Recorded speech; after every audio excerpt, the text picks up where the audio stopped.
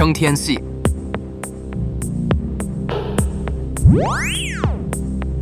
罗芒 Die long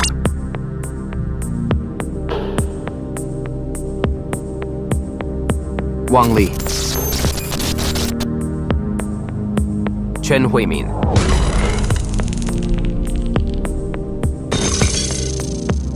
You typing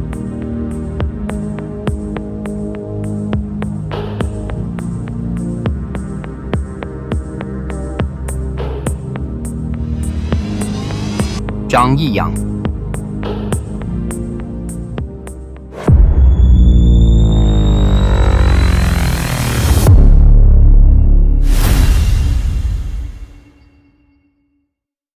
This video is especially dedicated to Brian Mills 5302. Thank you very much friend for your donation. I hope you enjoy this video at your request. We begin. After losing a tournament to decide the dominant faction in the martial world, Chief Hong attempts to save face by enlisting the help of a fierce and mysterious group of Japanese martial arts experts. Led by the powerful ninja Kambuchi Mudu, the brave alliance of martial artists receives a challenge to face the Five Elements formation. Knowing almost nothing about the arts of ninjitsu, the 8 heroic warriors are killed. Soon, Kambuchi and his ninja clan sneak into the alliance and kill everyone inside. One man, Hsiao Tianhao, survives and returns to an old master who taught him some special skills years before. Learning that their former teacher had studied ninjitsu in Japan, Hsiao and 3 other men learn the arts necessary to confront Kambuchi and his ninjas.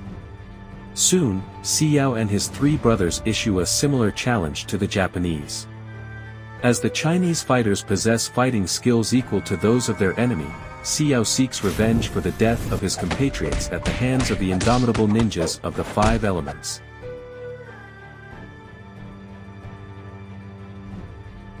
The year before Chang Cheh left the Shaw Brothers studio, he presented what many consider his masterpiece. It lacks the majesty of his earlier big-budget epics such as Heroic Ones, 1970, The Water Margin, 1972, and its sequel, All Men Are Brothers, 1973, Boxer Rebellion, 1975, and 7-Man Army, 1976, to name a few. What it does offer is violent and bloody action on a grand scale. All of Chang Cheh's previous exercises in masculine bravado reached their full glory in this Wuxia/Kung Fu extravaganza. 5 Element Ninjas, 1982, is a compilation of Chang Cheh's greatest hits. It features muscular, agile heroes, ruthless and resourceful villains, an intriguing female character, and his trademark spectacularly gory death and dismemberment scenes.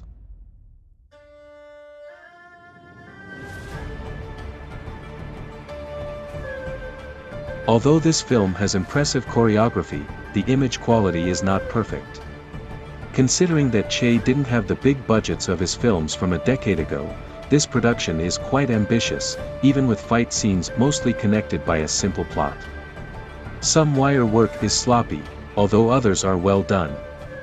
There is a significant problem in the script that arises later in the film.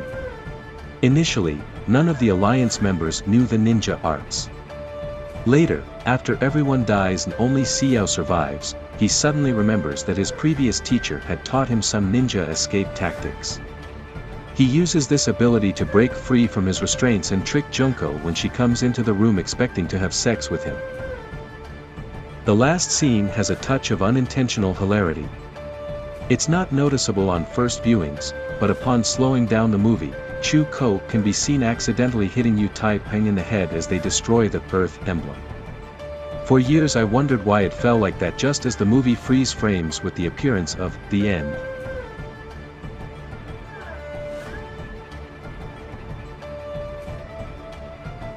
Over the years, this production has frequently been labeled as a Kung Fu film.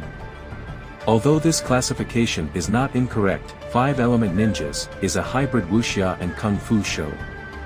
The Kung Fu label is applied due to the almost non-stop series of battles that cover the screen in red, while wuxia films usually focus on plot and a large number of characters.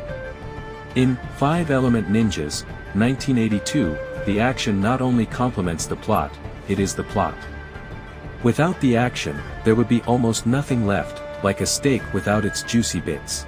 Wuxia conventions, such as the martial world and the various clans fighting for control, are the focal point, although they are largely lost among an avalanche of fast-paced combat and acrobatic displays of bloody battles. The story is simple. Two clans compete to be the dominant faction in the martial world. The losing clan, having lost its whole card, a Japanese samurai, brings in its allies, another Japanese clan. The ninjas use all their dirty tricks to eliminate the honorable Chinese fighters and then annihilate the clan that hired them, making sure no one stands in their way. A survivor learns ninjitsu and returns to challenge the oppressors. It's a kung fu revenge story built around wuxia conventions, but without the complex characters, ulterior motives, and subterfuge inherent to those stories. It includes a doomed romance angle often found in wuxia epics. With so much action, it's almost invisible, but it's present nonetheless.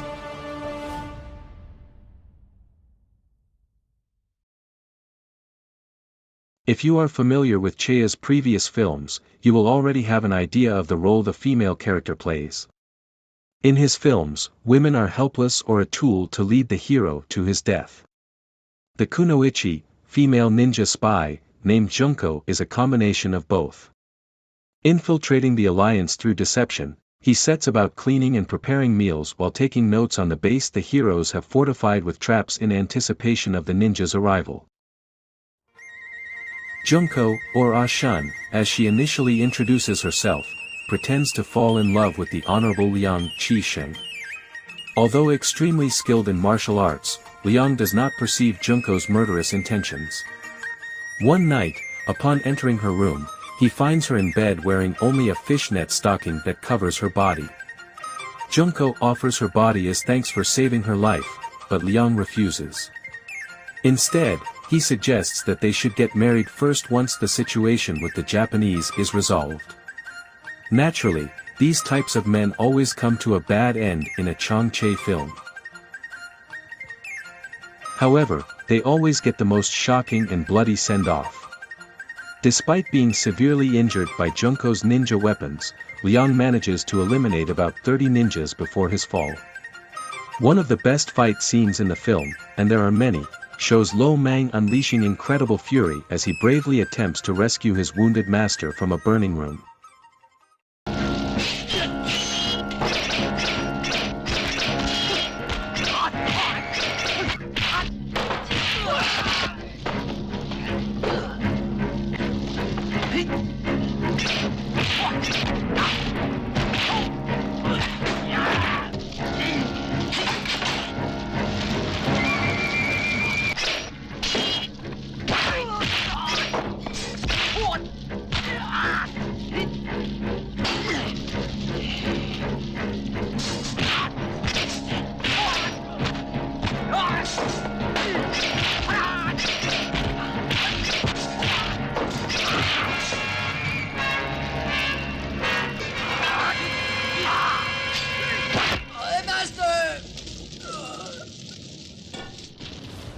As everyone dies around him, Hsiao is saved at the last moment by Junko, who ties him up with the ninjas.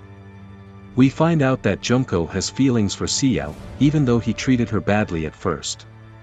This event reflects people's desire to want what they cannot have, regardless of the cost. Liang dies because of his stubborn but moral intentions, Junko dies because her emotions betray her mission, and Hsiao dies out of grief, revenge, and despair. Before his death, Hsiao remembers his friends and relationships dying out. Junko is the linchpin of this tragedy, similar to characters in other Chang Cheh films, such as The Blood Brothers, 1973, and The One-Armed Swordsman, 1967. Five-Element Ninjas, 1982, was filmed in late 1981, while Cheh was also working on House of Traps and Brave Archer and His Mate, and featured a young Taiwanese acrobat and kung fu practitioner. Ricky Ching Tien Chi was an incredible talent.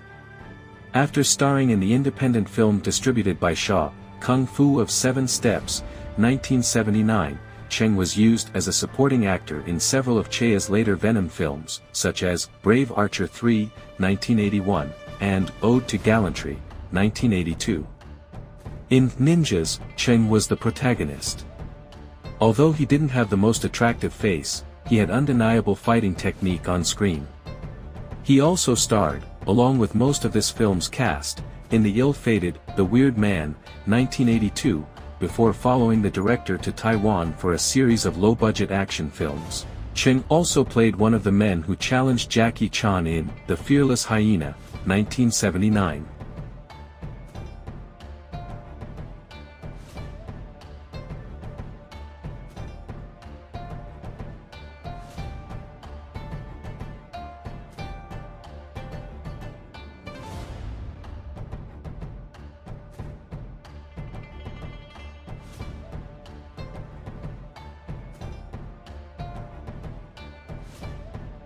Lo Mang played Toad in 5 Venoms, 1978.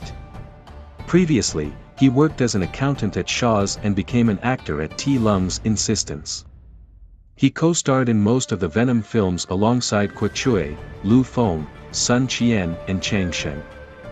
In 1980, he broke away from the group to star in the solo project Lion vs. Lion, directed by Su Hsiao, a choreographer turned director.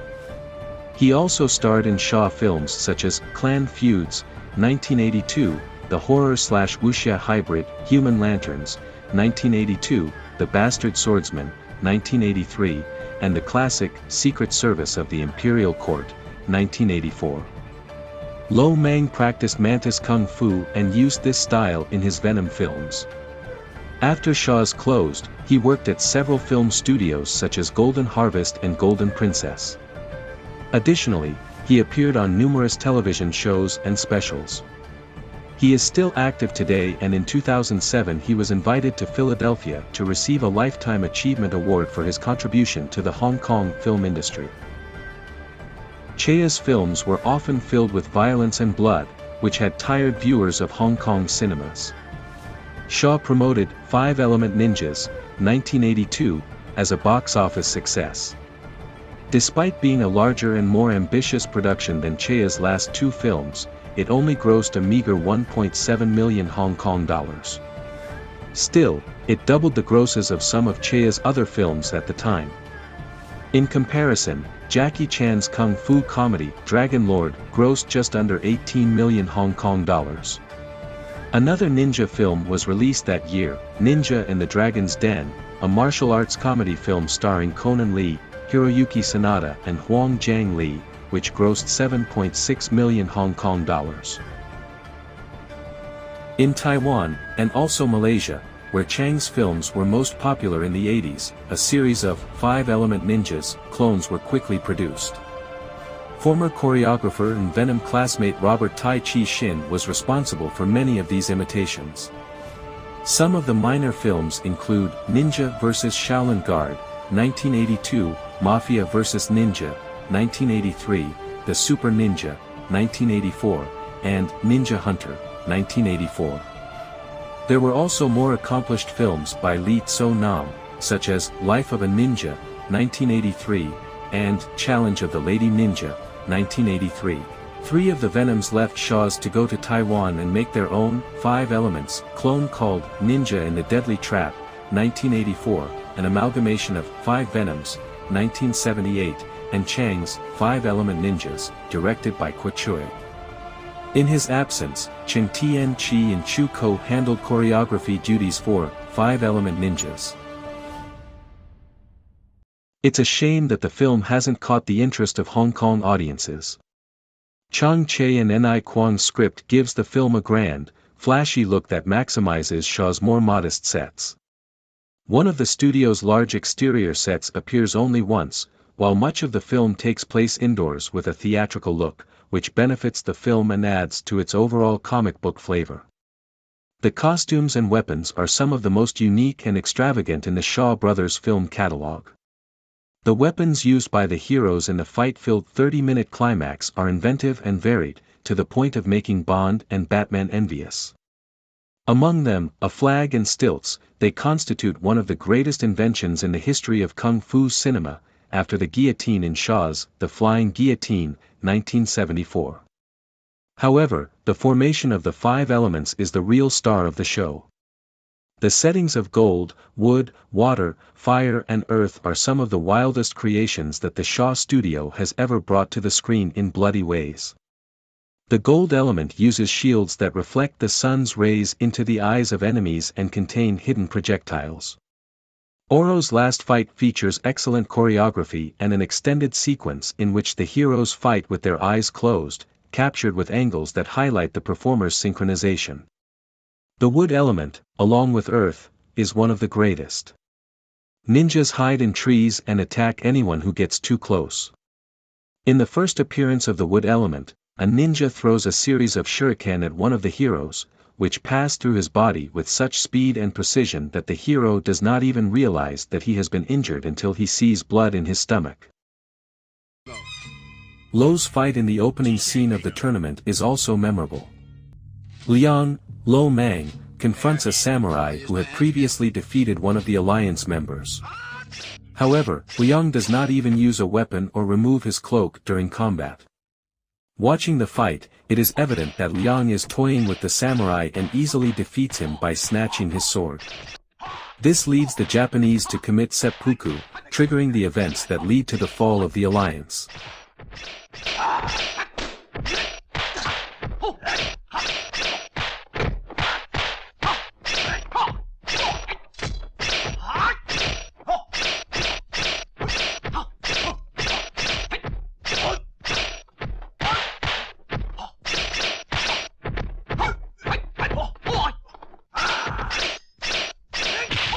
Okay. Huh. Want this back or want to use another one? Another notable character in the cast is Chen Hui-min, Chan Wai Man in Cantonese, a former kickboxing champion and head of the triad. He participated in dozens of kung fu films, almost always as a villain, roles that suited him very well. Chen appears as early as Chea's All Men Are Brothers, in 1973 during the siege of the fortress at the beginning of the film. Chen Hui-min is distinguished by the numerous tattoos on his body, which cover his back, chest and arms. At that time, tattoos indicated gang membership, although today they are very common.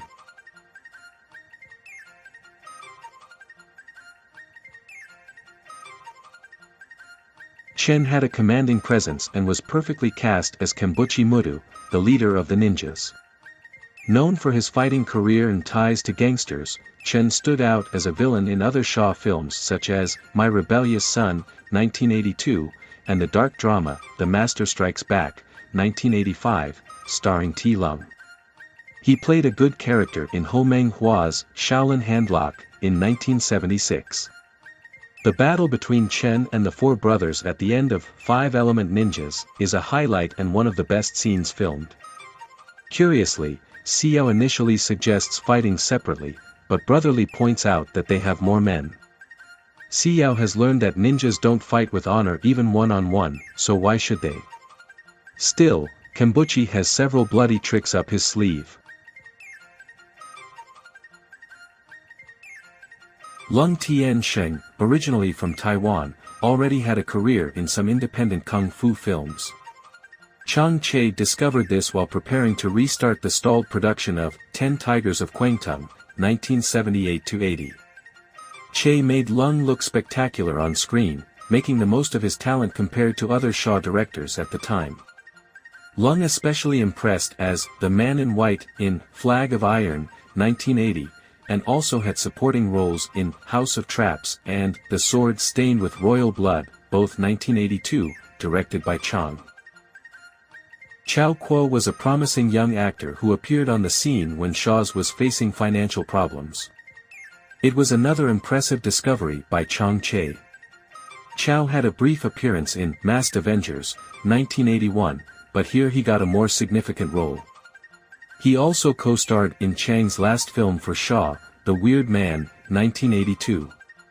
Hsiao remained with Shaw Brothers and landed the role of the main villain in Usurpers of Emperor's Power, 1983. He disappeared from the film scene after Shaw's closed operations in 1985. The film starts off strong, introducing characters in a way that feels quite modern despite its age. The performances are decent, but the most important thing is the cast's ability to perform the intricate stunts, and in that aspect they do it perfectly.